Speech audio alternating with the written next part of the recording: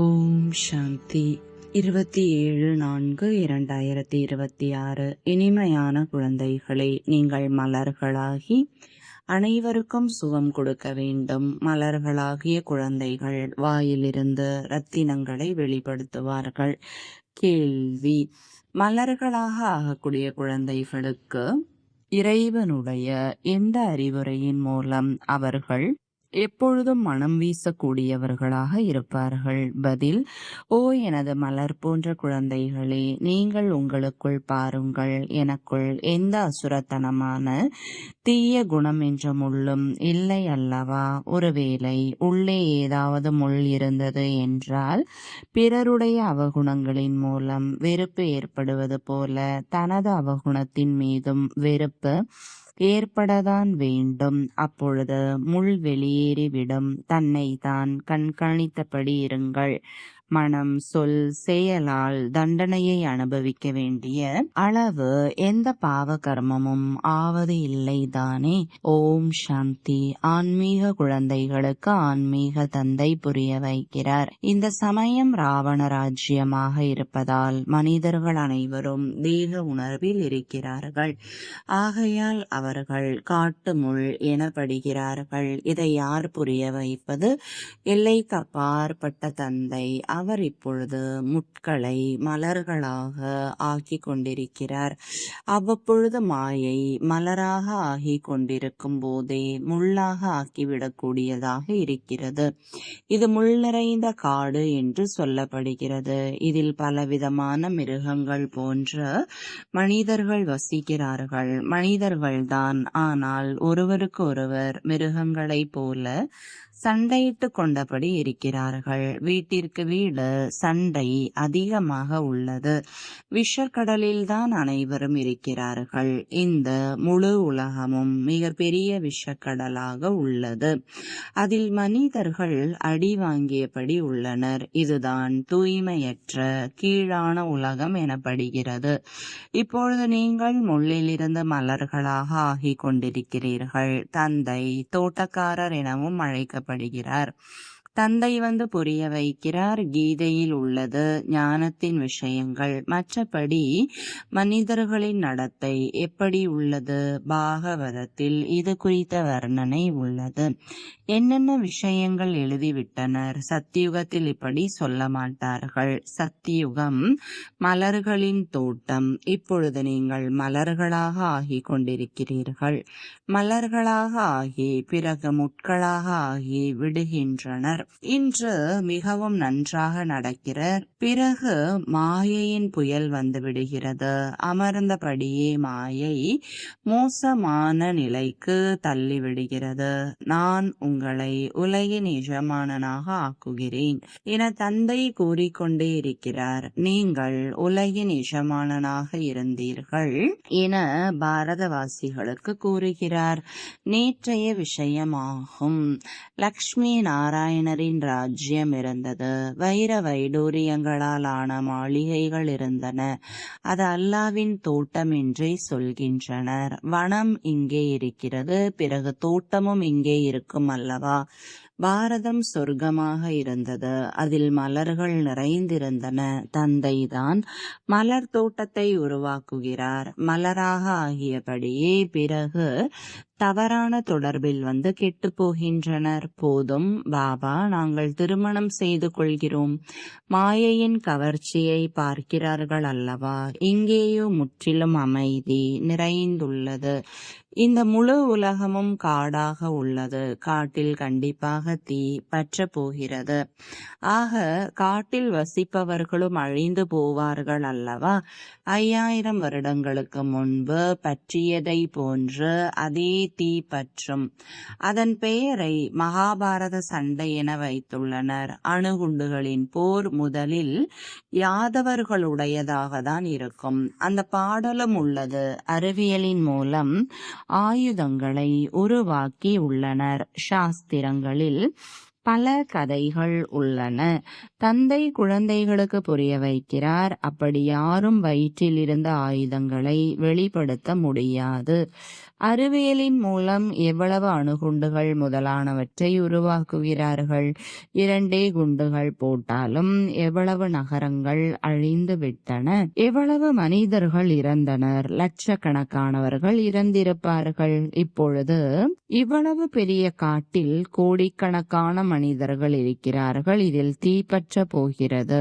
சிவபாபா புரிய வைக்கிறார். என்றாலும் தந்தை இரக்க மனம் உள்ளவர். தந்தையே அனைவருக்கும் நன்மை செய்ய வேண்டும். எங்கே போகிறார்கள்? தீ பிடிப்பதை பார்த்தார்கள் என்றால் பிறகு தந்தையிடம்தான் சரணடைவார்கள். தந்தை அனைவருக்கும் சத்கதி வழங்கும் வள்ளலாவார். பிறப்பு இறப்பு இல்லாதவர். அவரை பிறகு எங்கும் நிறைந்தவர் என்று சொல்லிவிடுகிறார்கள். இப்பொழுது நீங்கள் சங்கம யுகத்தவர்கள். உங்கள் புத்தியில் முழுமையான ஞானம் உள்ளது. நண்பர்கள் உறவினர்களுடன் உறவை பராமரிக்க வேண்டும். அவர்களுக்குள் அசுர குணங்கள் உள்ளன. உங்களுக்குள் தெய்வீக குணங்கள் உள்ளன. உங்களுடைய வேலை மற்றவர்களுக்கும் இதையே கற்பிக்க வேண்டும். மந்திரத்தை கொடுத்து கொண்டே இருங்கள். கண்காட்சிகளின் மூலம் நீங்கள் எவ்வளவு புரிய வைக்கிறீர்கள். பாரதவாசிகளின் 84 பிறவிகள் முழுமை அடைந்துள்ளன. இப்பொழுது மனிதனிலிருந்து தேவதைகளாக ஆக்குவதற்காக தந்தை வந்துள்ளார். அதாவது நரகவாசி மனிதர்களை சொர்க்கவாசிகளாக ஆக்குகிறார். தேவதைகள் சொர்க்கத்தில் இருப்பார்கள். இப்பொழுது தனக்கு அசுர குணங்களின் மீது வெறுப்பு ஏற்படுகிறது. தனக்குள் பார்க்க வேண்டும். நாம் தெய்வீக குணங்கள் நிறைந்தவராக ஆகியிருக்கிறோமா? நமக்குள் எந்த தீய குணங்களும் இல்லை தானே? மனம் சொல் செயலால் அசுரத்தனமான வேலை ஆகிவிடும்படி நான் எந்த கர்மமும் செய்யவில்லை தானே? நாம் முட்களை மலர்களாக ஆக்கக்கூடிய சேவை செய்கிறோமா இல்லையா? பாபா மலர் தோட்டக்காரர். பிரம்மா குமார் குமாரிகளாகிய நீங்கள் தோட்டத்தின் வேலைக்காரர்கள். வேலைக்காரர்களும் விதவிதமானவர்களாக இருக்கிறார்கள். சிலரோ ஒன்றும் அறியாதவர்களாக இருக்கிறார்கள். யாரையும் தனக்கு சமமாக ஆக்க முடிவது இல்லை. கண்காட்சியில் தோட்டக்காரர் போக மாட்டார். தோட்டத்தின் வேலைக்காரர்கள் செல்வார்கள். இந்த தோட்ட வேலைக்காரரும் சிவபாபாவுடன் இருக்கிறார். ஆகையால் இவரும் செல்ல இயலாது. தோட்டத்தை பராமரிக்க கூடியவர்களாகிய நீங்கள் சேவை செய்வதற்காக செல்கிறீர்கள். நல்ல நல்ல பராமரிப்பாளர்களை தான் அழைக்கின்றனர். எதுவும் தெரியாதவர்களை அழைக்காதீர்கள் என பாபாவும் கூறுகிறார். பாபா பெயரை குறிப்பிடுவது இல்லை. 3ஆம் தர வேலைக்காரர்களும் உள்ளனர் அல்லவா? யார் நல்ல நல்ல மலர்களை உருவாக்குகின்றனரோ அவர்களை தோட்டக்காரர் விரும்புவார். அவர்களை கண்டு தோட்டக்காரர் மகிழ்ச்சி அடைவார். வாயிலிருந்து எப்பொழுதும் ரத்தினங்களை தான் வெளிப்படுத்தியபடி இருப்பார்கள். யாரேனும் ரத்தினங்களுக்கு பதிலாக கற்களை வெளிப்படுத்தினார்கள் என்றால் பாபா என்ன சொல்வார்? சிவனுக்கு இருக்க மலர்களையும் கூட சூடுகிறார்கள் அல்லவா? ஆக சிலர் இப்படியும் கூட அமைந்து விடுகிறார்கள் அல்லவா? நடத்தை எப்படி இருக்கிறது பாருங்கள். முட்கள் போன்றவர்கள் கூட வருகிறார்கள். பிறகு காட்டிற்கு சென்று விடுகிறார்கள். சதோ பிரதானம் அடைவதற்கு பதிலாக இன்னும் கூட தமோ பிரதானமாக ஆகியபடி செல்கின்றனர். பிறகு அவர்களுடைய நிலை என்னவாக ஆவது? தந்தை கூறுகிறார், ஒன்று நான் சுயநலமற்று இருக்கிறேன். மற்றொன்று பிறருக்கு உபகாரம் செய்யக்கூடியவராக உள்ளேன்.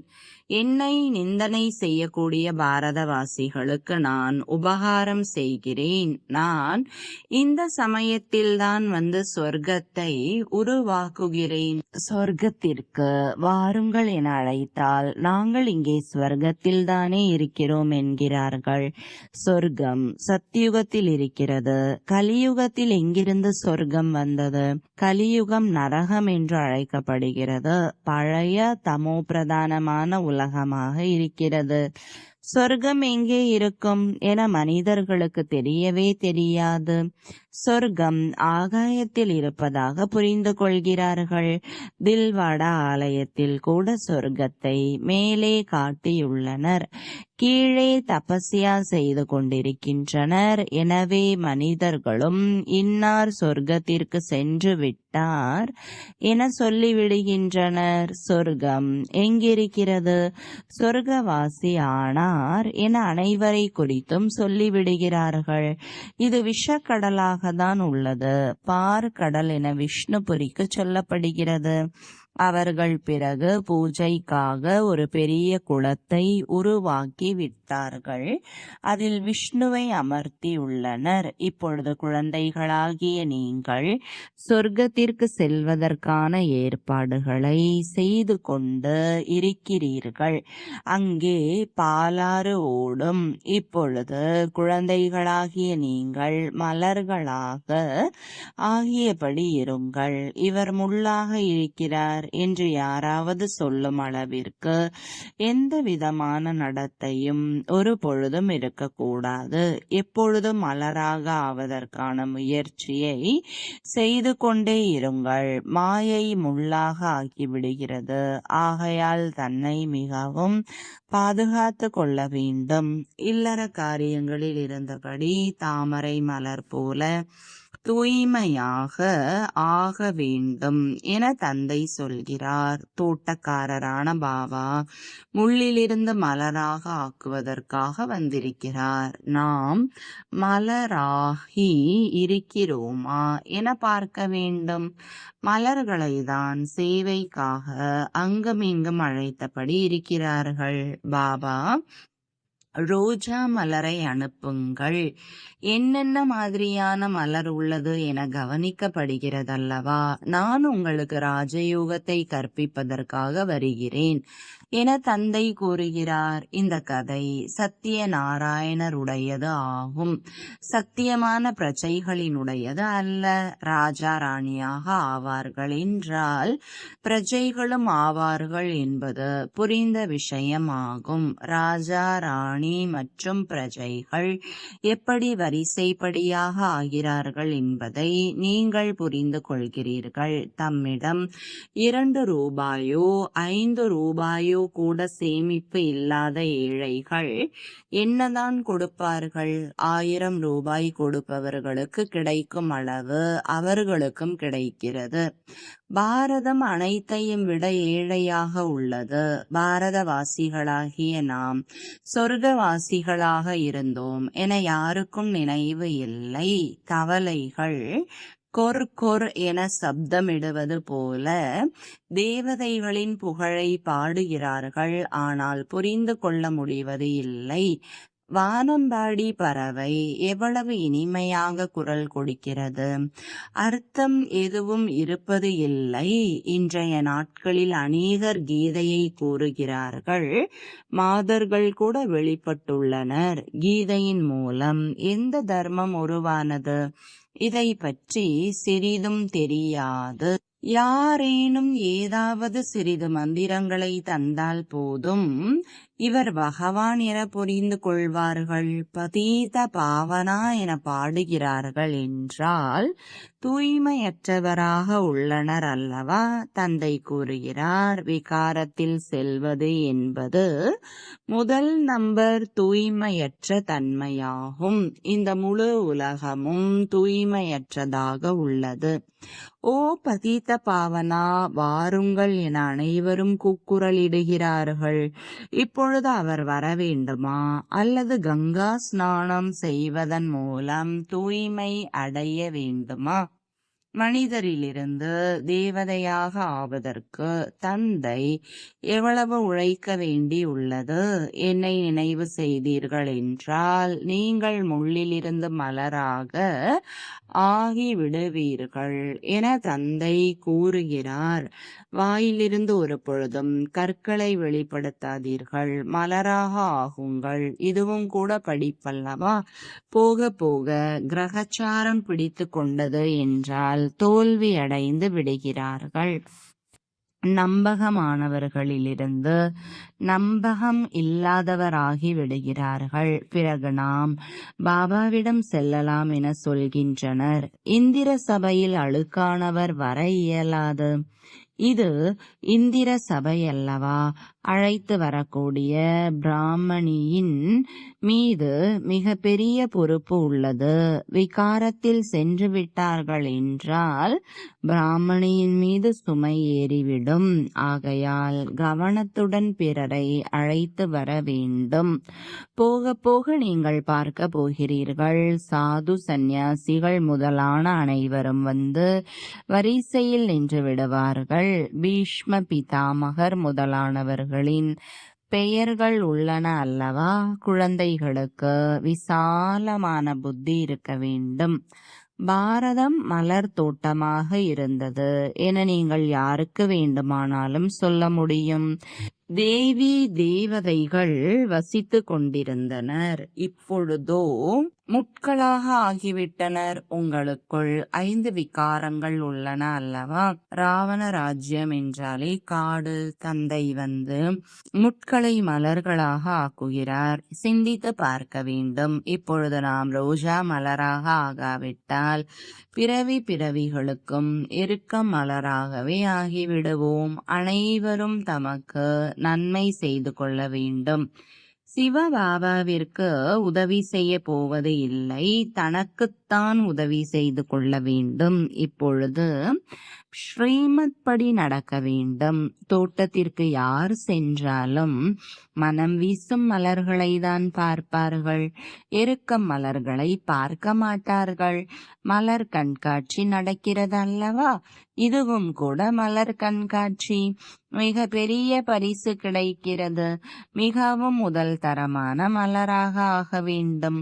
மிகவும் இனிமையான செயல்பாடுகள் இருக்க வேண்டும். கோபம் மிக்கவர்களிடம் மிகவும் பணிவுடன் நடந்து கொள்ள வேண்டும். நாங்கள் ஸ்ரீமத் படி நடந்து தூய்மை அடைந்து தூய்மையான உலகமாகிய ஸ்வர்க்கத்தின் எஜமானனாக ஆக விரும்புகிறோம். பல யுக்திகள் இருக்கின்றன அல்லவா? தாய்மார்களிடம் பெண்களுக்கேயான ஆழமான தந்திர குணங்கள் உள்ளன. சாதுரியத்துடன் தூய்மையாய் இருப்பதற்கான முயற்சி செய்ய வேண்டும். பகவானுடைய மகா வாக்கியம், காமம் மிக பெரிய எதிரி. தூய்மை அடைந்தீர்கள் என்றால் சதோ பிரதானமாக ஆகிவிடுவீர்கள் எனும் பொழுது நாம் பகவானுடைய பேச்சை கேட்க கூடாதா என்ன என நீங்கள் எடுத்துச் சொல்ல முடியும். யுக்தியுடன் தன்னை பாதுகாத்து கொள்ள வேண்டும். உலகின் எஜமானன் ஆவதற்காக சற்றே சகித்து கொண்டால் என்ன ஆகிவிடும்? தனக்காக நீங்கள் செய்கிறீர்கள் அல்லவா? அவர்கள் ராஜ்யத்திற்காக சண்டையிடுகிறார்கள். நீங்கள் உங்களுக்காக அனைத்தையும் செய்கிறீர்கள். முயற்சி செய்ய வேண்டும். தந்தையை மறந்து விடுவதால் தான் விழுகிறீர்கள். பிறகு வெட்கம் ஏற்படுகிறது. எப்படி தேவதை ஆக போகிறோம் என்று. நல்லது. இனிமையிலும் இனிமையான, காணாமல் போய் வெகு காலம் கழித்து கண்டெடுக்கப்பட்ட செல்லமான குழந்தைகளுக்கு தாயும் தந்தையும் ஆகிய பாப்தாதாவின் அன்பு நினைவுகள் மற்றும் காலை வணக்கங்கள். ஆன்மீக குழந்தைகளுக்கு ஆன்மீக தந்தையின் வணக்கங்கள். ஆன்மீக தந்தைக்கு ஆன்மீக குழந்தைகளின் அன்பு நினைவுகளும் வணக்கங்களும். தாரணைக்கான முக்கிய சாரம், முதலாவது, மாயையின் கிரகச்சாரத்திலிருந்து பாதுகாத்து கொள்வதற்காக வாயிலிருந்து எப்பொழுதும் ஞான ரத்தினங்களை வெளிப்படுத்த வேண்டும். தவறான தொடர்பிலிருந்து தன்னை பாதுகாத்து கொள்ள வேண்டும். 2வது, மனம் வீசும் மலராக ஆவதற்காக தீய குணங்களை நீக்கிவிட வேண்டும். ஸ்ரீமத் படி மிக பணிவானவராக ஆக வேண்டும். மிக பெரிய எதிரியான காம விகாரத்திடம் ஒரு பொழுதும் தோல்வி அடைய கூடாது. வரதானம்: சக்திகளை அதிசயம் என்பதற்கு பதிலாக செயலென புரிந்து பிரயோகம் செய்து பூஜைக்கும் புகழுக்கும் உரியவர் ஆகுக. விளக்கம்: நினைவின் மூலமாக கிடைக்கின்ற சக்திகளை மாயாஜாலம் என புரிந்து செயல்படாமல் செயலென புரிந்து காரியத்தில் ஈடுபடுத்துங்கள். அந்த மனிதர்களிடம் மந்திர தந்திரங்களின் மாயாஜாலம் உள்ளது. ஆனால் உங்களிடம் ஸ்ரீமத் உள்ளது. உயர்ந்த வழிப்படி நடப்பதால் சக்திகள் தானாகவே வருகிறது. எனவே எண்ணத்தாலேயே செயல் நிஜமாகிறது. எண்ணத்தாலேயே ஒருவருக்கு செயலுக்கான சக்தி தர முடியும். இதுவும் சக்திதான். ஆனால் தனது மனதின் வழியை கலப்படம் செய்யாத ஸ்ரீமத்தில் நடக்கும் பொழுது புகழுக்கு உரியவர் ஆவீர்கள். ஸ்லோகன்: எந்த ஒரு இன்னலிலும் மனமுடைந்து போகாமல் பரந்த மனமுள்ளவர் ஆகுக. அவ்யக்த சமிஞ்சை: மகானாவதற்கு இனிமை மற்றும் பணிவு என்ற குணங்களை கடைபிடியுங்கள்.